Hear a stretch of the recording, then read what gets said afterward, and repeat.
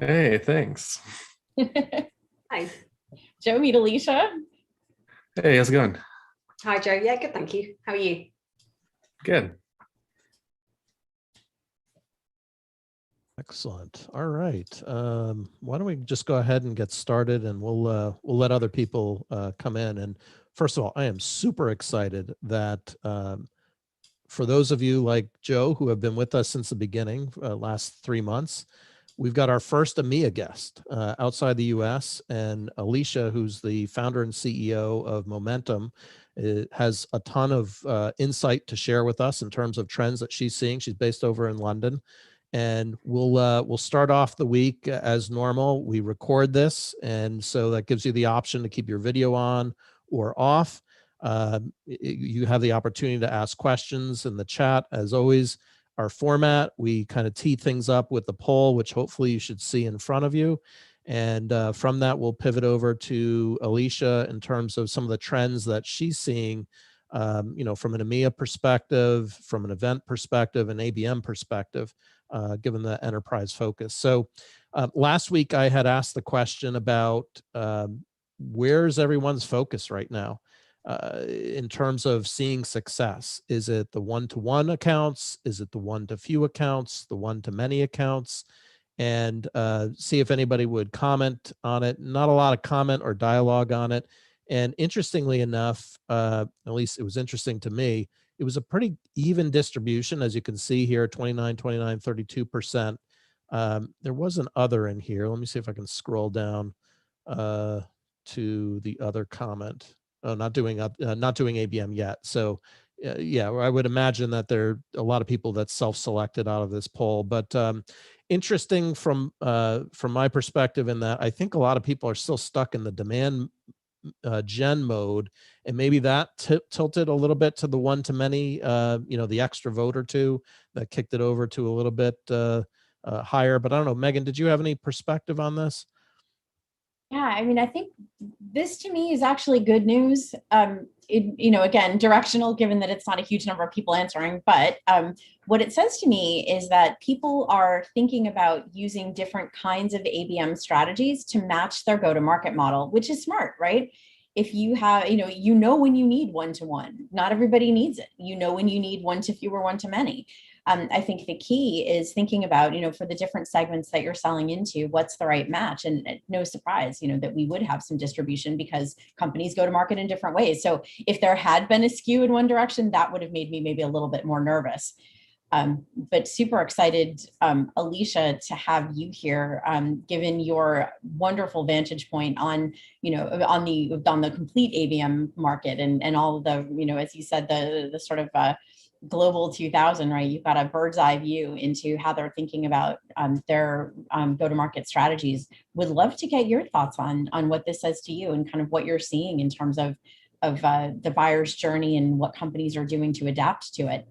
Yeah, I think it's the poll's interesting, as you say, not a massive group of people that you've taken the poll from, but what it says to me is that there's probably a lot of blended strategies going on. I think ultimately when it comes to account-based strategies, it has to be what's right for the customer and what's right for that particular segment of accounts that you're targeting. So be interesting if you dived into the next level of how much of this is blended. Are you doing a combination of one-to-one, one-to-few?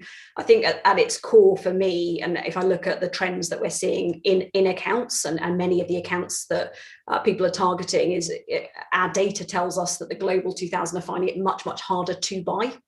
So they're more distributed, they're more siloed, we've all got more distractions. So actually navigating that buyer process is getting harder for accounts themselves. And our most recent CBX data saw quite an interesting takeout, actually, that there's less willingness to shift to new vendors, new suppliers. So actually we're seeing a growing resistance, particularly for those targeting greenfield accounts, to actually penetrate those accounts. I think that one ask really from the Global 2000 is for transparency from suppliers. So give me more that makes sense to me. And at a sales and marketing level, what we're seeing is probably a really big shift in selling. We saw it all last year with sales leaning into marketing and tapping into data inside the organization. But now we're entering this brave new world of hybrid selling, and the big pivot for our clients. It's meant that your selling is no longer an individual sport. You're not just going in, meeting the customer, and doing the transaction, if you will. You're having to bring in experts from across your business. You're having to bring in executives, and that's helping for sure in terms of building that transparency. But it is making the seller's job slightly harder. And I think from a marketing perspective, just balancing channel conflict. If you've got the sales teams, your subject matter experts, your technical specialists, your executives all talking to the customer, and then marketing are also communicating through marketing channels, balancing that account experience and making sure that you're not creating channel conflict is probably the big takeaway that I'm seeing. That's awesome. Megan, I think you might be on mute. You'd think by now I'd have that figured out, but apparently I don't. I feel like it's different platform to platform. We should all just assume whatever people are saying on mute is just a brilliant thought that never made it to the universe. But anyhow, with that in mind, I would be curious to know, because you mentioned sort of the challenge of orchestrating across channels. Who do you see as sort of the logical owner of that? Or what do you think, as we move into this hybrid world? Is it sales? Is it marketing? Is there some lovely power sharing arrangement? What do you think? What would work? Yeah, I come from the school of thought that it should be marketing, and marketing perception of marketing is running at an all-time high. Marketing have the market insights, they have the value proposition, they're able to see the full buyer journey. But I think different clients see it slightly differently, and it depends on part of their culture and how they're going to market. I was talking to one of the partners at McKinsey yesterday who very much see it as the role of sales enablement. That sales enablement will become the orchestrator of those different communications and touch points. But I think marketing have access to so many of them. To me, it naturally sits within marketing, particularly if you're growth focused and you're really thinking about accounts. When you're thinking about, we've got a great group on the line today. Feel free, if people want to enter into chat. Who do you think should own it? Should it be sales? Should it be marketing? Sales enablement? That's fascinating. That's actually one of the first times I've heard that. So yeah, I'm interested. But what do people think? Let's see what we can put into the chat. But John, go ahead. Yeah. I was just going to add to that. Given your unique geographic perspective, you've got a footprint here in the U.S. as well as Europe. What are you seeing in terms of differences on an ABM strategy overall, like especially in the last couple of months where the US seems to be shifting a little bit more open in terms of what's been going on with the virus, and it's been a little bit maybe slower in Europe given the transition of the vaccines? Like what are you seeing there in terms of trends from an account-based perspective? With a general life rule, John, that I never talk about COVID, so we'll skip over that point. No, I think there's definitely big differences in North America, EMEA, and Asia. Part of it is scale. North America, if you look at the enterprise landscape, you look at the account landscape, huge compared to the countries in Europe or Asia.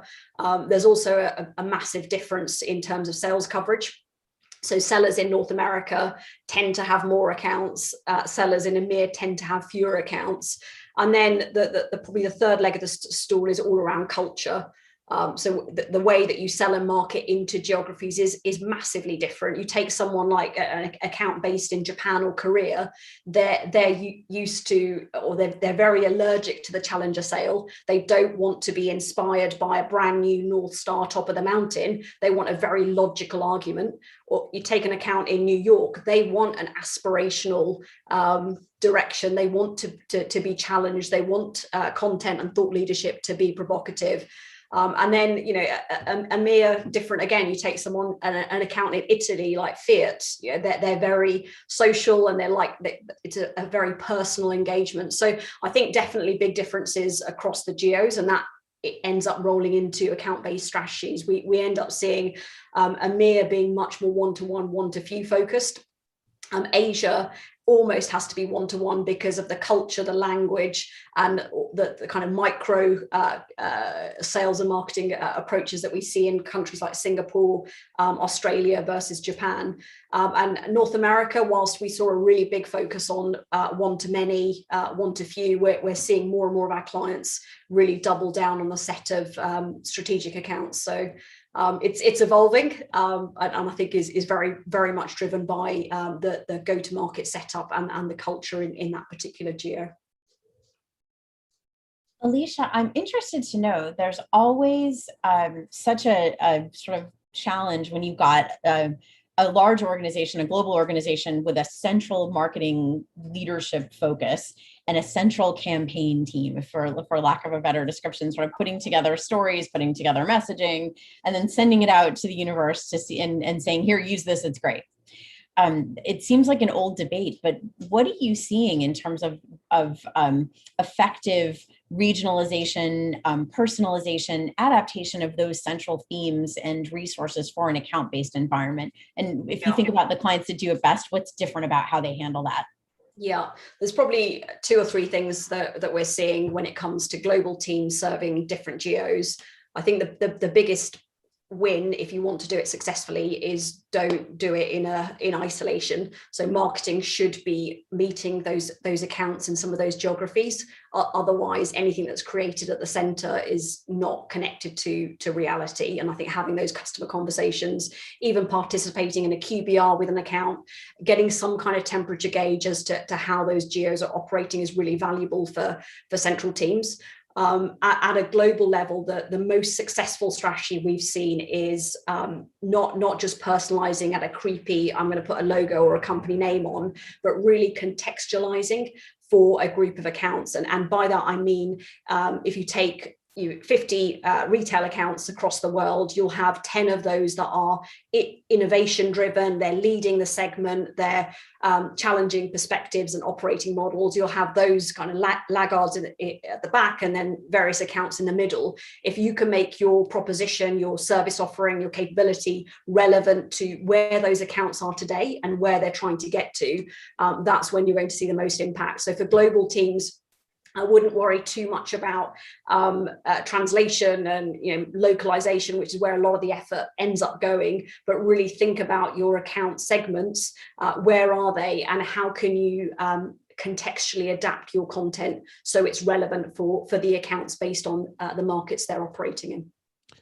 There was a survey this past week on Gartner that ran their annual survey on CMO spend, and to my surprise, and I'll drop it in the chat here, to my surprise, they talked about a pretty significant drop year over year in terms of investment in marketing. Now, arguably 30 to 40% of, especially the enterprise companies that you deal with, Alicia, are invested in events. So, events got kind of cut back pretty significantly. Where are you seeing events in terms of the ABM trends, both in EMEA and the US? I know Megan and I were talking about, I'm going to be speaking at B2BMX in Boston in a couple of weeks, but that's a smaller event in the US for the summer. What are you seeing there in terms of events as a strategy? There's definitely appetite, and it's very hard to build empathy virtually. It's very hard to build trust, and if you can meet with customers and network, and that water cooler conversation is hugely powerful. I think we're just seeing a lot of stop-start activity. There's clients that would invest in big road shows, in big customer days, in innovation days, and even bringing their customers to CVCs or visiting their HQs. They're having to find workarounds and different ways of working. And actually, they've been really effective in pooling their resources and teams through video and not having to be location specific. So I think we're going to continue to see a really hybrid way of working, and that will change the role of the seller, that will change the role of marketing, and it will change the role that executives play. And more than anything, the bit that really excites me is that more and more time will be spent with customers, will be spent with accounts. So whilst I think we're going to see a slow and hybrid approach back to events, I think we're going to see more customer contact, albeit virtually. Well, and I wonder if some of that drop isn't just driven by the fact that events haven't fully come back. And that was a huge chunk of many marketing budgets. I'd be really interested to see the corresponding data on whether or not that drop in budget also had a corresponding impact on marketing sort of volume of demand or effectiveness of, funnel metrics, and also on influence of marketing. Like, are people consuming other things, right? Different things. And were they always doing that? I think that's the question of if we remove events from that mix, what impact does it have? So I hope I hope some smart research organization looks at that at some point, because I think that correlation between budget reduction in some areas and and impact would be a really interesting one to see, especially in markets that haven't didn't sort of have a natural downturn based on sort of macro conditions like hospitality or something. Yeah, no, it'd be useful to dive into the data for sure. So what do you think is going to be the nature of that kind of hybrid sale, and do you see sort of marketing needing to play a different role? Do you, if we think about sort of that battle between the thought of marketing usually claiming success on sourced volume of source demand. We've had a few conversations about this, but the reality is there's this sort of hard to pin down mix of things that are happening, especially in a hybrid sale where it's sort of hard to discern the difference between almost sales and marketing activity. What do you think will be that role for marketing kind of going forward in that hybrid world? Yeah, I think in the hybrid world, it means marketing are having to pull together more threads across the organization. So if different conversations are happening in disparate places, being more attuned to that activity and not marketing in a dark room where things are reaching customers and accounts that are disconnected from the rest of the activity. I think we're going to see more pockets of marketing, shadow marketing appear in sales enablement teams where they're managing and running their own initiatives.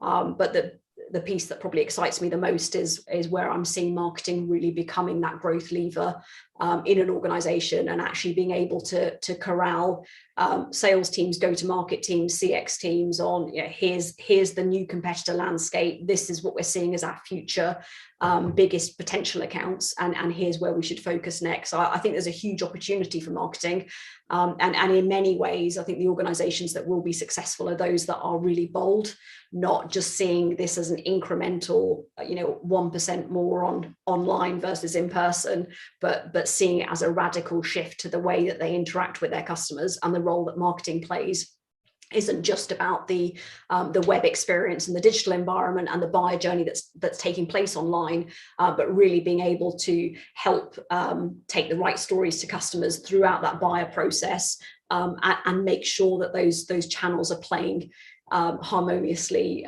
with other interactions that the rest of the business are having with accounts. Last week, we had a guest speaker that was talking about ABM kind of being absorbed into a broader creation of demand, but didn't really have a name for it. And his view was a lot of the vendors are going to be going out and kind of rebranding and repositioning themselves for this broader view of demand, of which ABM is kind of a component of that. I'm curious, when I see ABM, at least in the US, it seems like this year, there's been a fervor around account-based everything, marketing, sales, whatever you want to call it. I don't quite see that vision yet, but what are you seeing there in terms of kind of the future of account-based going forward? Yeah. I think what's been proven time and time again is personalization. Organizations that are adopting some kind of personalization, that they're seeing revenue growth. There's no question. I think the way that we're thinking about personalization does differ dramatically. And if as a firm, as a sales or marketing team, you can really think about your accounts and join the dots between where you can add value and where they're heading, that's where you're going to drive pipeline growth. That's where you're going to be successful and drive revenue growth.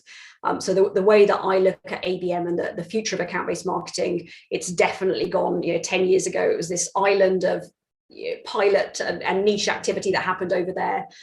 And it's much more woven now with many of our clients into their whole go-to-markets.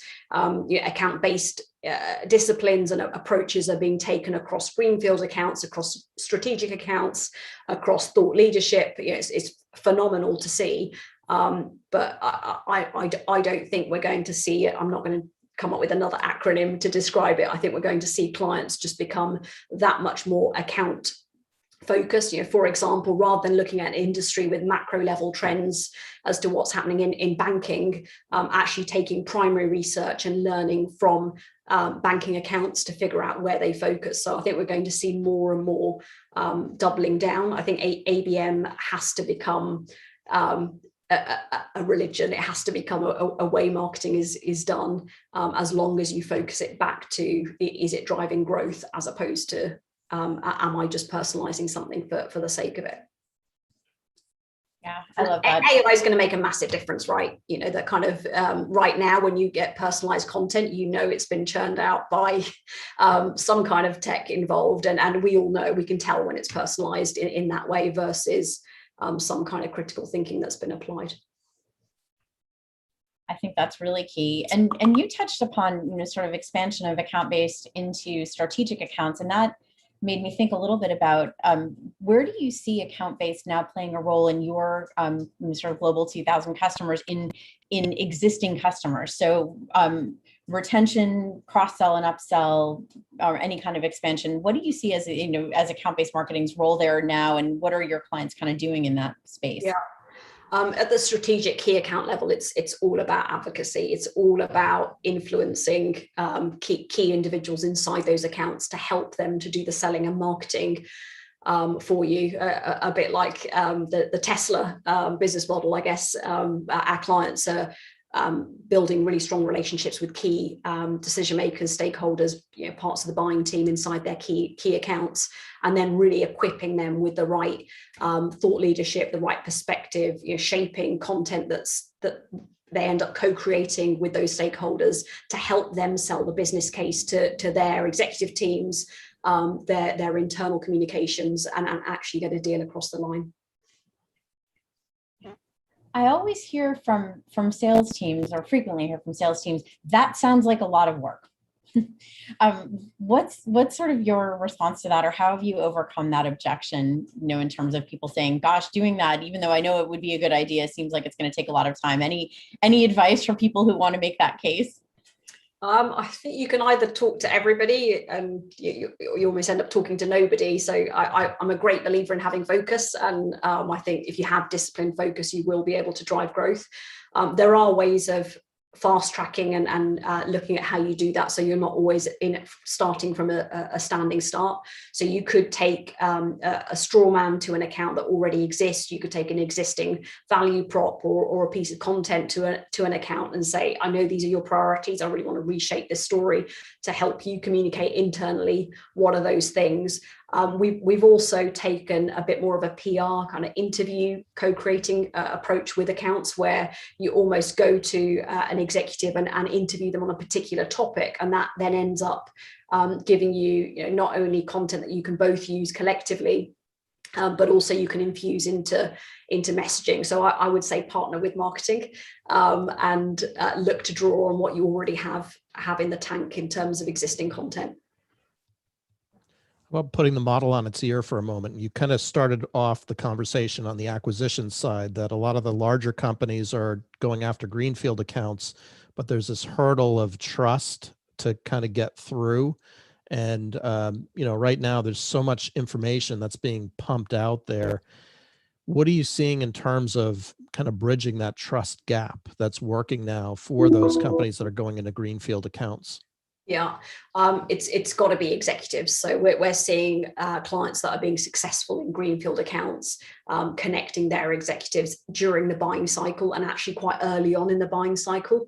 It shows a level of commitment. It shows a level of investment into that particular prospect customer. So really thinking about, from a marketing standpoint, how can you build the profiles of your executives? How can you make sure that they're leveraging some of the more digital channels in their own networking, social selling, their thought leadership?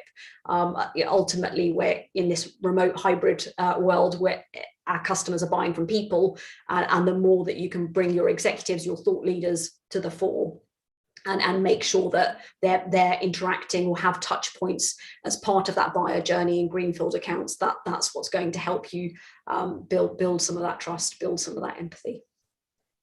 Yeah, it makes a ton of sense. I would imagine just the use cases and communities too, at least in the smaller organizations, of trying to bridge some of that trust, if you can bring a client or two along the journey and have them parrot the value of what it is that you're selling, we're seeing that trend as well. But it's really hard. Like how does a marketer influence a community? You really have to have a great product, a great service in order to kind of bridge that gap. But if you do, the trust barrier seems like it doesn't exist as much, at least in the smaller side companies.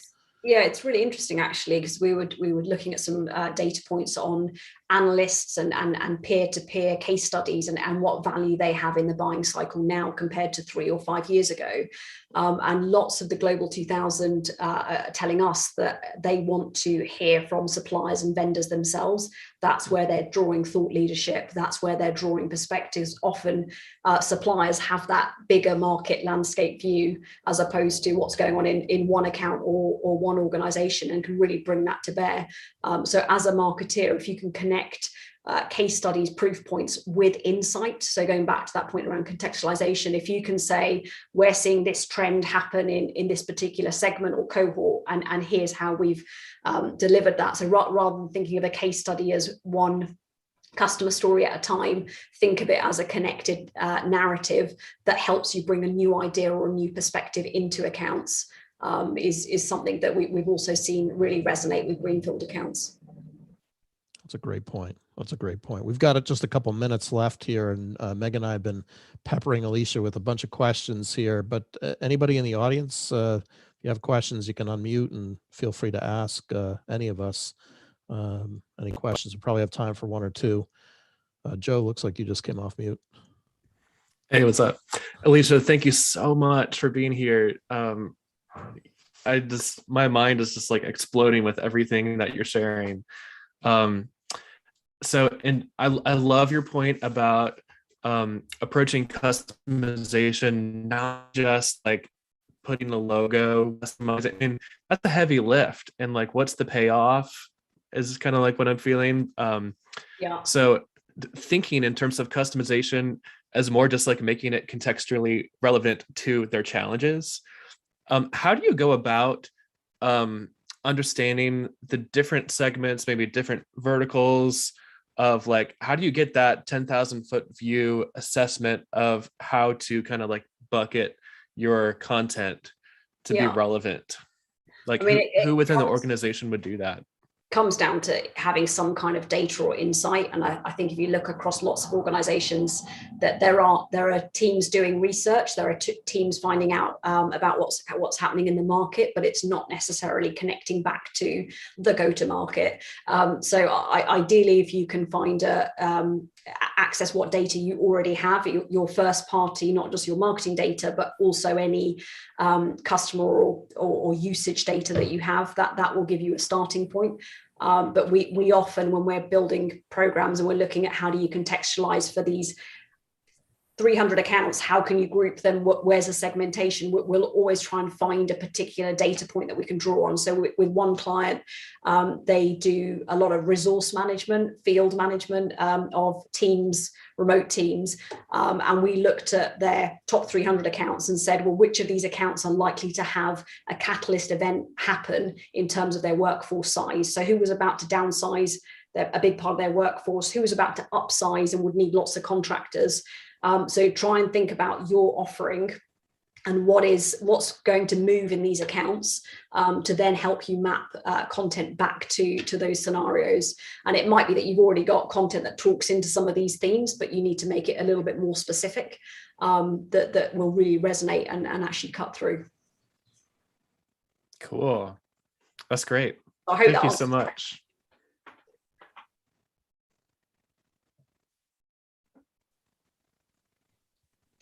We've got one in there. Among one-to-one, one-to-few, one-to-many, is there a good fit of model within a certain size of company? One-to-one seems expensive when the ACV is just several grand. Yes, you're right. But Alicia, what do you think? I think I always say if you're selling coffee cups to corner shops, an account-based approach is over-engineered. So if what you're selling is low value and you're selling to a really small buying team, don't think about going a mile deep in accounts. Think about that point again about personalization. You know, what level can you personalize to these accounts? If you've got a small deal size, you don't need to spend tens, hundreds of thousands on accounts. Really think about where the customer is, what would trigger them to buy something from you, what starts a buying cycle, and then how can you build a marketing strategy that will open up those accounts. So I hope that answered the question, but I'm not a believer in going one-to-one where you've got a small deal size, because you're just over-engineering what you need to do. No, I think that's true. I just put into chat a link to a model that kind of maps based, and again, not perfect, but it looks at kind of volume of transactions and then value of transactions. And when you look, sort of the smaller number of transactions, but the higher value of them points you more towards one-to-one, whereas lower value, higher volume points you towards one-to-many, because it's simply, or product-led growth, even not like, sort of don't even have a sort of sales interaction in there. It's one to really many, driven by the many. So yeah, I think that's that, but I'm with you. It's all got to match to the go-to-market, right? Yeah, I don't think, I think debating kind of force fitting one-to-one, one-to-few, one-to-many, those models, you've got to start with your deal sizes. You've got to start with who your accounts are, and think about your go-to-market strategy for sure. Well, awesome. I think we're just about at time here. Alicia, really appreciate, I know you are running hard these days, so thank you for investing the time. And next week, Megan, we have Brian Carden that's joining us. Yes, we do. Super exciting. And Alicia, thank you so much for joining us today. Such great perspectives. Oh, great to be here. Thanks for having me. See you. Thank you very much. Happy Friday, everybody. Happy Friday. Have a great weekend. Thank you so much. Bye. Cheers.